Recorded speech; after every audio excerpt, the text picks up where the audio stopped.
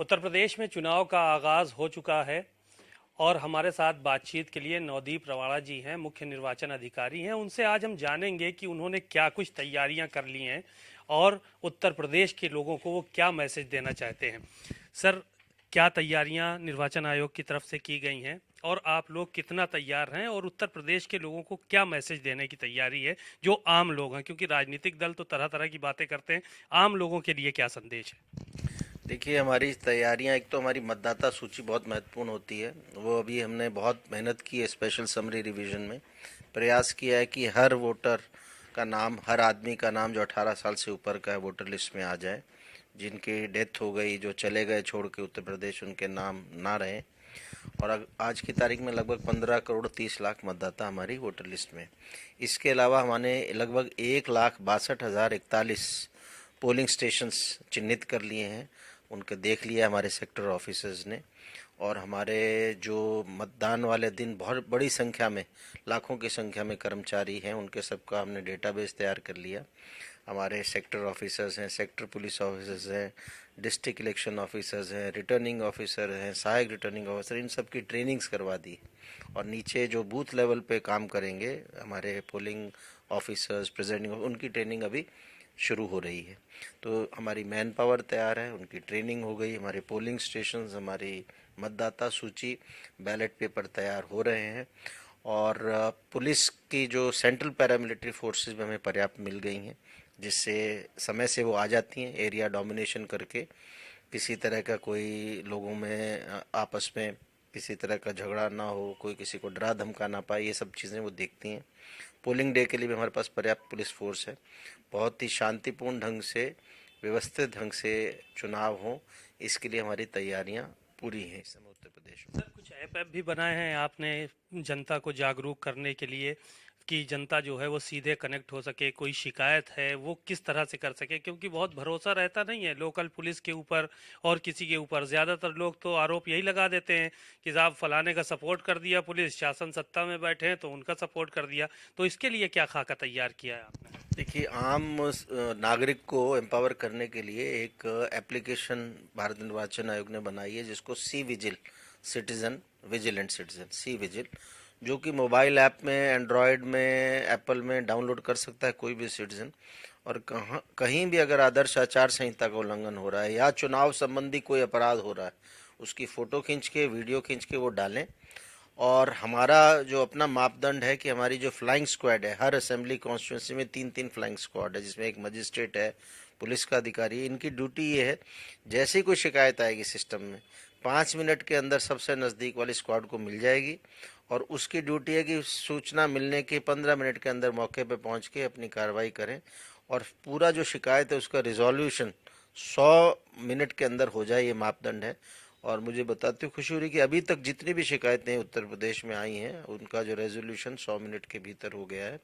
लेकिन मैं चाहूँगा कि हमारे जो नागरिक हैं इस ऐप का भरपूर सदुपयोग करें, और वो भी इस तरह से एक चुनावी व्यवस्था का हिस्सा बनते हैं। अगर कहीं भी कोई चीज़ गलत हो रही है, वो रिकॉर्ड में जाता है और उस पर एक्शन होता है।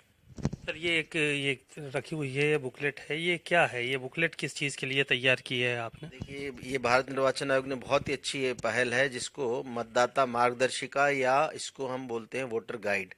और इसमें मतदाता को जो जानकारियां चाहिए, कैसे उसका वोट बनेगा, ऑनलाइन या ऑफलाइन तरीके से, कौन से फॉर्म है, मतदान के दिन उसका क्या राइट है, जैसे अवकाश होना चाहिए, पेड हॉलीडे होने चाहिए, कौन कौन से डॉक्यूमेंट्स हैं जो वो अपनी पहचान के लिए एपिक के अलावा ले जा सकता है, मतदान की प्रक्रिया क्या होती है, मशीन में कैसे पता लगे कि उसका वोट सही डला है। और ये सारी apps, know your candidate app, voter helpline app, सक्षम ऐप जो दिव्यांग मतदाताओं के लिए है, सी विजिल जिनकी बात अभी मैंने बताई। और इसी तरह जो सुविधा 85 वर्ष से अधिक के वोटर्स को, दिव्यांग वोटर्स को डाक मतपत्र की सुविधा घर बैठ के, उसकी जानकारी है। और हमारे ये चुनाव मतदाता शपथ है, और सारे जो हमारे भारत निर्वाचन आयोग के जो सोशल मीडिया अकाउंट्स है उसकी डिटेल है। बहुत ही महत्वपूर्ण सूचना है जो हर मतदाता को होनी चाहिए। और ये हर घर में चुनाव के दिन के 5 दिन पहले हमारे बूथ लेवल अधिकारी पहुंचाएंगे। और इसके साथ ही एक मतदाता सूचना पर्ची भी पहुंचाएंगे। मतदाता सूचना पर्ची में किसी भी वोटर का किस पोलिंग स्टेशन में नाम है, किस सीरियल नंबर पे नाम है, वहाँ उसकी डिटेल्स क्या होगी मतदाता सूची में, उसके बीएलओ का नाम, उसके बीएलओ का मोबाइल नंबर और उसका पोलिंग स्टेशन का एड्रेस के अलावा नक्शा भी, ये सारी चीज़ें अवेलेबल हो जाएंगी उसको 5 दिन पहले, ताकि उसको पोलिंग वाले दिन आने में कोई दिक्कत ना हो। एक सवाल ये खड़ा होता है कि इतना बड़ा राज्य है उत्तर प्रदेश, बहुत बड़ी जिम्मेदारी है आपके ऊपर। यहाँ पर जो ईवीएम की रखवाली की बात होती है उसके लिए क्या खाका तैयार किया है? क्योंकि आरोप सबसे ज़्यादा यही लगते हैं। पिछली बार भी चुनाव जब हुए थे तो प्रत्याशियों ने ईवीएम ताकी थी, जाके लोगों ने रखवाली की थी वहां पर, जहां पर ईवीएम रखी गई थी स्ट्रांग रूम के बाहर। लोग दरी बिछाए बैठे हुए थे, कार्यकर्ता बैठे हुए थे। तो ये किस तरह का ये भ्रम है, इसको कैसे दूर करेंगे और इसके लिए रखवाली के क्या इंतजामात किए गए हैं? देखिए, ईवीएम्स का बहुत ही हमारा डिटेल्ड प्रोटोकॉल बना हुआ है कि जैसे ही फर्स्ट लेवल चेकिंग होती है, चुनाव से पहले हमारी सभी विधानसभा में हो चुकी मशीनें जाती हैं स्ट्रांग रूम में, जिनको सील कर दिया जाता है और उसके 24 घंटे सीसीटीवी कैमरा रहता है, पुलिस बल की मौजूदगी रहती है। जब भी वो खुलता है तो उसका रिकॉर्ड मेंटेन होता है। और जब वोटिंग, ये जब मशीनें बाहर निकलती हैं कैंडिडेट सेट करने के लिए, जब भी बाहर निकलती हैं तो सारी राजनीतिक जो दल हैं उनको सूचना दी जाती है, जितने रिकॉग्नाइज पॉलिटिकल पार्टी, 2 दिन पहले कम से कम, कि फला समय फला दिन ये स्ट्रांग रूम खुलेगा, उनके सामने खुलता है। और जो भी कार्रवाई होती है, चाहे उसकी कैंडिडेट सेटिंग हो, वो भी उनके सामने होती है। पूरी प्रक्रिया 2-3 दिन, जितने दिन चलती है, उसके बाद वो स्ट्रांग रूम में चली जाती है मशीनें। इलेक्शन से एक दिन पहले निकलती हैं, तब भी राजनीतिक दलों को सूचना दी जाती है, उनके सामने खोला जाता है और फिर टीमों को वो मशीनें दे दी जाती हैं। चुनाव संपन्न होने के बाद जब सीलें, दोबारा मशीन सील होती है और फिर वापस स्ट्रांग रूम के लिए आती है, और ये व्यवस्था रहती है कि जितने भी कैंडिडेट्स या राजनीतिक पार्टियां हैं, वो चाहें तो वो जब व्हीकल वापस आते हैं हमारी टीम में, वो आ सकते हैं अपने वाहनों से, देख सकते हैं कि मशीनें सुरक्षित जा रही हैं, और उन सबके सामने फिर स्ट्रांग रूम सील होता है। और फिर काउंटिंग के दिन सुबह सुबह ऑब्जर्वर और कैंडिडेट्स, इनके प्रतिनिधि या ये स्वयं कैंडिडेट, इनकी मौजूदगी में ही स्ट्रांग रूम से मशीनें निकल के आती हैं। तो बहुत ही इलेबोरेट अरेंजमेंट किया गया। जहाँ तक आपने बात की पिछले चुनाव की कि ऐसा हुआ, पिछली बार एसओपी में जो चीज़ें दी गई थी उसका पूरी तरह से पालन ना करने की वजह से एक भ्रम पैदा हुआ। वाराणसी में संभवतः आपका बात है, वाराणसी में जब वो मशीनें निकल रही थी, ट्रेनिंग मशीनें, वो पोल्ड मशीनें नहीं थी, वो जब ट्रेनिंग मशीनें निकल रही थी तो संभवतः पॉलिटिकल पार्टीज़ को जो इन राइटिंग पहले एडवांस में बताना होता है, वो चूक वहाँ हुई, जिसकी वजह से फिर भ्रम फैला कि मशीनें कौन सी हैं। जबकि जो मशीनें मूव हो रही थी उनमें चुनाव नहीं हुआ था, वो ट्रेनिंग की मशीनें थी, जो एक दिन पहले काउंटिंग स्टाफ को ट्रेनिंग दी जाती है। उन मशीनों को लेके एक भ्रम पैदा हुआ। इसीलिए सभी जिला निर्वाचन अधिकारियों को सख्त निर्देश हैं कि अगर किसी के द्वारा इस एसओपी का वायलेशन हुआ और उसको लेकर कोई भ्रम पैदा हुआ तो ऐसे अधिकारियों के खिलाफ कड़ी कार्रवाई की जाएगी। फोर्स के क्या इंतजामात किए हैं आपने? क्योंकि यूपी में तो फोर्स है ही है, आपके पास पर्याप्त फोर्स है कि बाहर से भी मंगाई है? और सेंट्रल फोर्स भी मंगानी पड़ती है क्योंकि चुनाव में, तो कितनी फोर्स मंगाई है आपने यूपी में चुनाव के लिए? देखिए, जितनी हमारी आवश्यकता है उसके लिए पर्याप्त फोर्स हमें मिल गई है। सेंट्रल फोर्सेस जितनी हमें आवश्यकता उतनी मिल गई हैं और मिलेंगी अलग अलग चरणों में, और उसको लेके हम पूरी तरह आश्वस्त हैं कि हमारी रिक्वायरमेंट फुलफिल्ड है और बहुत ही कड़े सुरक्षा के प्रबंध रहेंगे चुनाव के दिनों में। किसी तरह की कोई गड़बड़ी करने की इजाज़त किसी को नहीं होगी। बहुत हम लोग इसको लेके सजग रहेंगे। कुछ अधिकारी हैं उत्तर प्रदेश में जिनके ऊपर अभी भी सवाल पॉलिटिकल लोग खड़े कर रहे हैं, आपके पास भी आते होंगे कागज़ लेके कि साहब ये अधिकारी पे भरोसा नहीं है, इस अधिकारी पे भरोसा नहीं है। खास तौर से जो विपक्षी दल हैं वो अधिकारियों पर सवाल उठाते हैं। मैनपुरी का सवाल उठाया गया, रामपुर को लेकर सवाल उठाया गया कि वहाँ के अधिकारी चेंज किए जाएं। तो ये जो भ्रम बना हुआ है इसको कैसे दूर करेंगे? क्योंकि निर्वाचन आयोग कई जगहों पर चेंज भी किया है अभी कुछ अधिकारी, लेकिन ये जो भ्रम की स्थिति बनी रहती है इसको कैसे दूर करेंगे? आप विपक्षियों को कैसे समझाएंगे? देखिए, जब भी किसी अधिकारी या कर्मचारी के विरुद्ध कोई भी दल या प्रत्याशी शिकायत करता है तो उस शिकायत की जांच होती है, और जांच में अगर वो आरोप साबित होते हैं तो उस अधिकारी कर्मचारी को तुरंत चुनाव प्रक्रिया से हटा दिया जाता है। लेकिन अगर साबित नहीं होते तो केवल मात्र कोई एलिगेशन लगाए इस आधार पे अगर हटाने लगेंगे तो फिर हमारे पास अधिकारी कम पड़ सकते हैं, क्योंकि शिकायत को तो फ्री है, लोग कर सकते हैं, बट उसमें कुछ सच्चाई होना चाहिए, कोई एविडेंस होना चाहिए, उसमें हम एक्शन लेते हैं। चुनाव पूरी तरह से पारदर्शिता के लिए आपने सख्त निर्देश दे दिए हैं।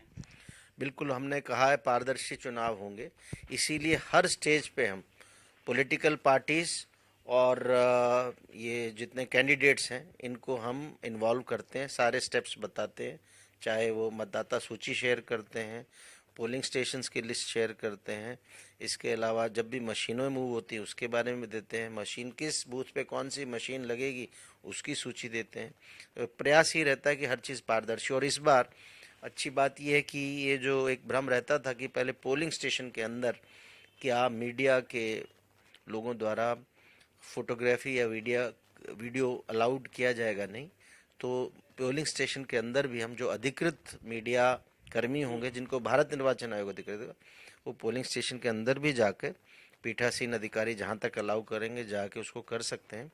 केवल एक ध्यान रखना है कि जो गोपनीयता है उसको बरकरार रखना, वोटिंग कंपार्टमेंट के अंदर की फोटो नहीं खींचेगी। ये सारे जो कदम उठाए गए हैं, जैसा आपने बात की, पारदर्शिता बढ़ाने के लिए उठाए गए।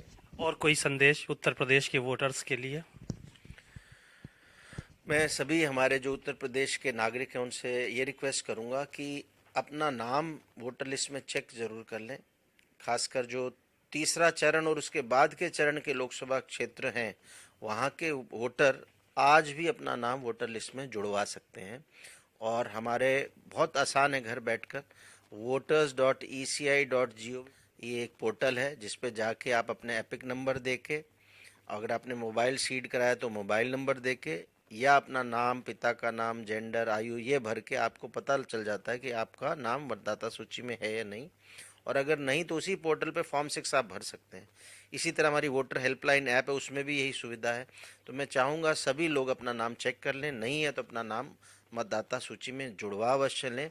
और फिर जिस दिन आपके यहाँ मतदान हो, हमारे यहाँ अप्रैल और मई में भी मतदान है, बहुत गर्मी होगी, तो हमने ये एडवाइजरी इशू किया है कि सभी मतदाता प्रातःकाल अपने घर से निकल के वोटर बूथ में जाएं, ताकि उस समय मौसम ठीक रहता है, दिन के समय धूप होगी, और अपना मतदान अवश्य करें। यही रिक्वेस्ट मैं सभी मतदाताओं से करूँगा। मतदान अवश्य करें। आपने सुना मुख्य निर्वाचन अधिकारी नवदीप जी को, बहुत सारी उन्होंने बातें कही और डिटेल में बातें समझाई। तीसरे चरण के जो मतदाता हैं वो अभी भी अपना नाम वोटर लिस्ट में जुड़वा सकते हैं ऐप के माध्यम से, और इसके साथ साथ यहाँ से जो निर्वाचन आयोग की तरफ से कुछ ऐप्स जारी किए गए हैं उस पर शिकायतें भी दर्ज करा सकते हैं और मतदान ज़्यादा से ज़्यादा करें। उन्होंने बस यही अपील की है। कैमरामैन सौरभ के साथ सीमा नकवी, भारत समाचार, लखनऊ।